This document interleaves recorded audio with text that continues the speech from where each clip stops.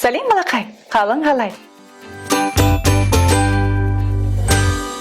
Бүгін менімен бірге сиқырлы қорапты менің досым динозавр T-Rex ашады. Кәнекей, танысып қойыңдар. Бұл динозавр T-Rex, тиранозавр Rex. Бірақ сендер қорықпай-ақ қойыңдар. Менің досым өте мейірімді.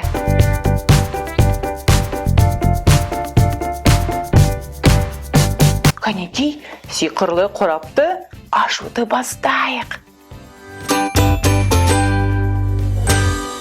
Мен қазір кран сияқты сиқырлы қораптан бірінші затты шығарып көрейін.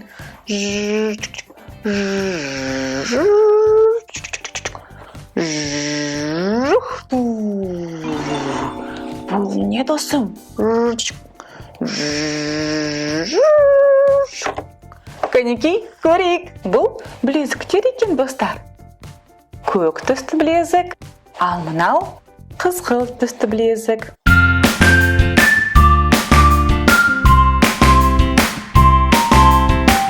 Кәнекей, оны киіп көрейік. Маған өте жарасады. T-Rex, саған да біреуін кигізіп көрейік. Тамаша шықты. Саған өте жарасады. Не айтып тұрсың? Балақай, білезікте суреттер бар екен. Бұны маған T-Rex айтыпты. Кәнекей, оны көрейік, қандай сурет бар екен?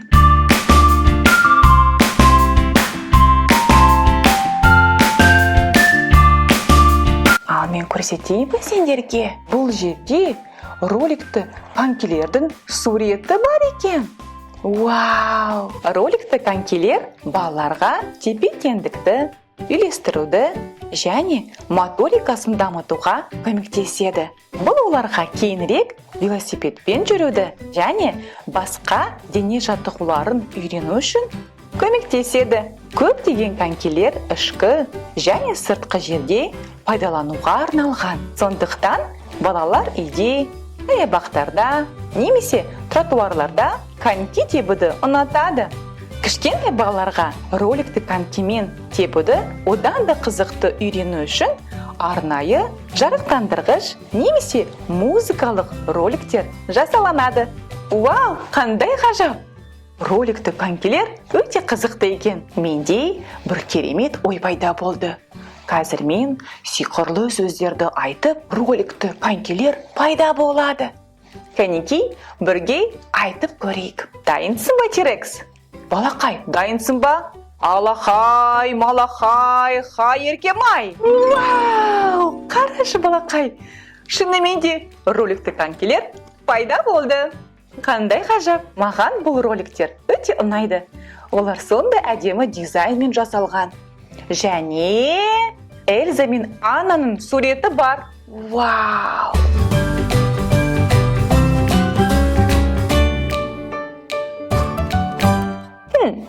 Мүмкін, T-Rex, сен бұл роликті конькиді киесің бе? Қалай ойлайсың, балақай?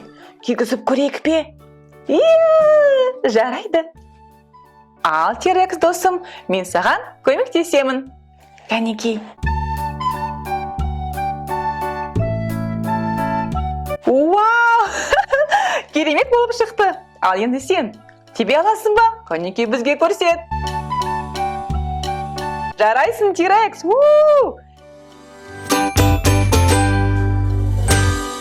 Бірақ менің ойымша біз бір нәрсені ұмытып қалдық. Кәнекей, сиқырлы қорапты қайтадан алып шығайық және оны ашып көрейік. Мүмкін ол бізге көмектеседі. Сиқырлы қорап. Вау! Кәнекей, оны ашайық. Менің краным кетті.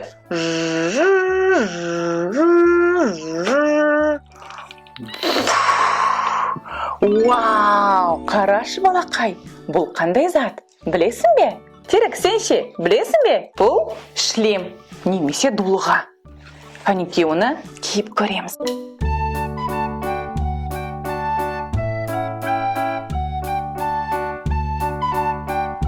балаларға дулыға кию керек, өйткені қауіпсіздік бірінші орында. Ол миды қорғайды. Сонымен қатар дулыға сенімділікті арттырады.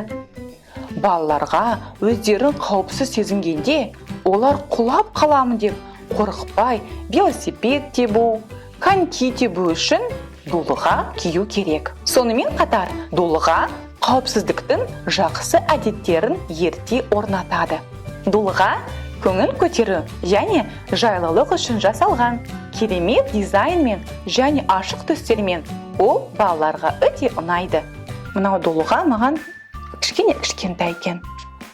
Бірақ та қауіпсіздік бірінші орында. Есіне сақта бұны. Жарайсың балақай. Ал енді сиқырлы қорапты ары қарай ашып көрейік.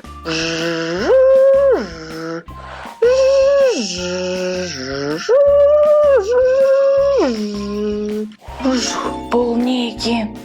Қарашы, бұл тағы да бір білезік екен. Қарашы, T-Rex.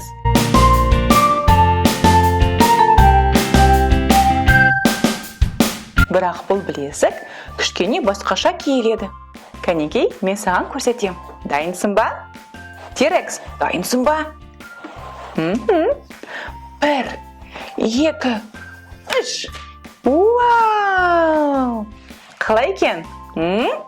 Ұнайды ма? Бұл білезіктің де суреттері бар екен. Бұл жерде роликті конькилер, шлем, сонымен қатар скейтборд бар екен. Балақай, скейтборд не екенін сен білесің бе? Кәнекей бірге танысып көрейік. Бұл скейтборд.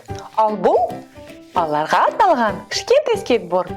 Ол кеңірек тақта, жұмсақ дөңгелектер және олардың тепе-теңдігін сақтауға көмектесетін төменгі биіктігі бар екен. Скейтборд тепе-теңдікпен үйлестіруге көмектеседі. Скейтбордын итеру, тепе-теңдікті сақтау балаларға негізгі күш пен аяқ бұлшық еттерін пысықты түрде дамытуға көмектеседі. Балаларды скейтбордингпен таныстырудың жақсы тәсілі шөпте немесе жұмсақ кілемде жаттығулар болады. Енді сиқырлы қорапта скейтборд менде жоқ. Келесі жолы далаға шыққан кезде скейтбордпен бірге шығып көрейік. Жарайсың досым. Енді сиқырлы қорапта тағы да не бар екен тексеріп көрейік.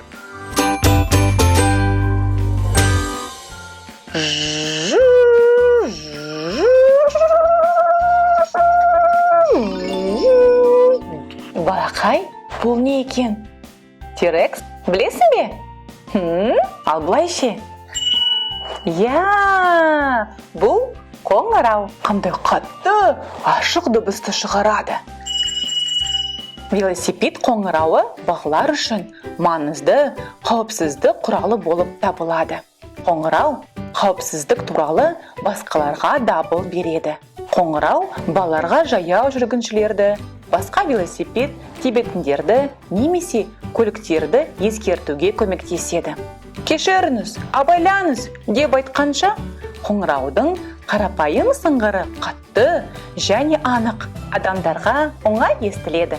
Сонымен қатар, қоңырау жолды білуге үйретеді және қоңырау балаларға көңілді бола алады.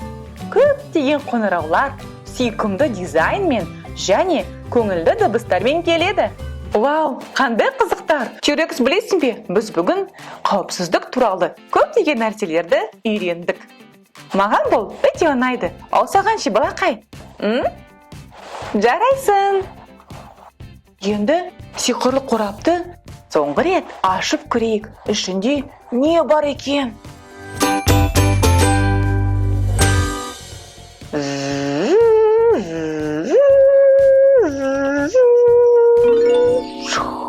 Вау, бұл не? Білесің бе, балақай? T-Rex, бұл қауырсын екен. Тамаша.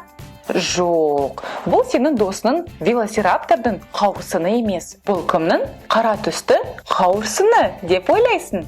Кәнекей бірге ойланып көрейік. Тауық, қарға, мысық, жылан. Бұл қарғаның қауырсыны. Кешірші Терекс, бірақ бұл велоцираптордікі емес, бұл қарғаның екен. Қарғалар супер ақылды құстар. Қарғалардың проблеманы шешуде керемет дағдылары және тіпті құралдарды пайдалана алады. Олар адамның бет-әлпетін есте сақтайды және оларға мейірімді немесе қатыгез адамдарды тани алады.